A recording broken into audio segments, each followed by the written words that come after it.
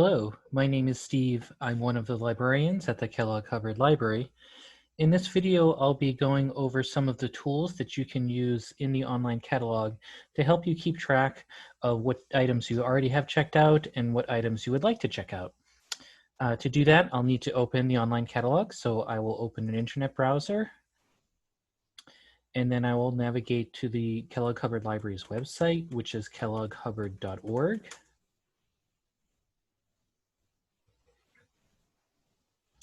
When the library's website opens, I can click on either the Search Our Catalog option or the Login option to navigate to the online catalog.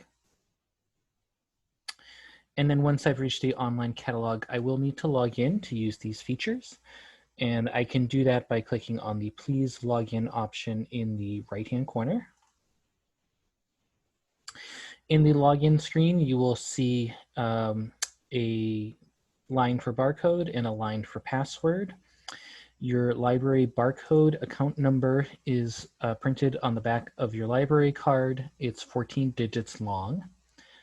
On the back of your library card, it is printed with spaces. When you type it in to log in, you'll want to leave out those spaces. So you'll type in 14 digits, no spaces.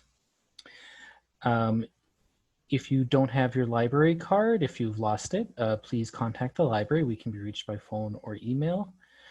We're happy to provide that information for you. Likewise, if you don't know what your password is, we can provide that for you as well. So I will type in my 14-digit library account barcode number without any spaces. And then I'll type in my password and click submit. I know I was successful in logging in because I now see my name written in the top right-hand corner. Underneath my name, it says your account. If I click on that, it will open a menu. In this menu, one of the options will say checkout history. If I click on that, I can see all of the items which I have checked out. The item list is organized by year, so you can change the year in the left-hand corner. The particular history will only go back to 2019 because that is when the library began using this particular library catalog. So unfortunately, if you have a history with a library which goes back further than that, that history was not saved. But from 2019 forward, if you've been recording your history, you can find it under the Checkout History option. The default setting is for the catalog to not record your history. If you want to begin recording your history, you'll go into your checkout history, and instead of a deactivate history button like I see here, you'll see an activate history button, and it will record your history from that moment forward. When you signed up for a library card, one of the questions asked was if you would like to have your history recorded. If you chose yes at that time, the librarian would have set the library catalog to record your history, so you should see what you have checked out in the past. You can always change your option, so if you decide that you no longer want your history recorded, you can deactivate your history or vice versa. So that is how you can find out which items you have checked out in the past. You can also look at what items you have searched for in the past. So in the left corner, you'll see a search history option. If you click on that, you can see the recent searches which you have done.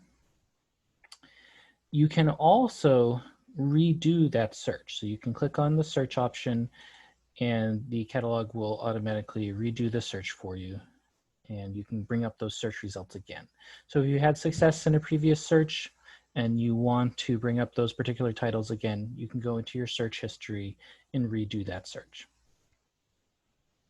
Finally, when you're doing your searches, if you find some titles that you're interested in, but you don't necessarily want to borrow them right away, these might be books you want to read later or something like that, you can set the library catalog to keep track of items that you'd like to read.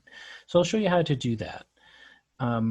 If this is an item that I want to read later, if I click on it, it will bring up some information about the book, and then on the left-hand side, underneath the place hold option, you'll see an option which says add to your list. If I click on that, it will bring up an add to list screen. And in that screen, I can create a new list. So I can name that list whatever I want and click on the plus sign, and it will add this particular item to this new list that I've created. Or if I've set up lists in the past, I can add this to a previous list. So in this case, I'll set up a new list. And so that item was added to my list. Now, if this is later on and I want to see which items I have on my list so I can decide what I want to read next, if I click on your account and I go down to your lists,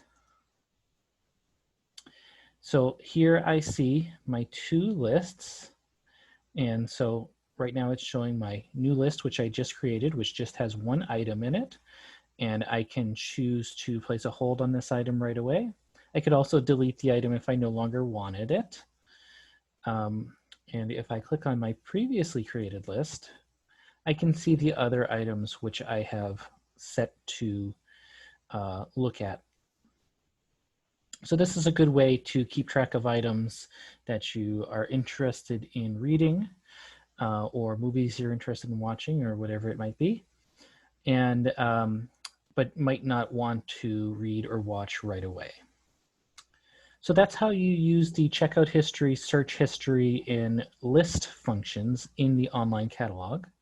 If you run into any problems or you have any questions, please do reach out to us. We're happy to answer any questions that you might have. And again, we can be reached by phone or email. Thank you.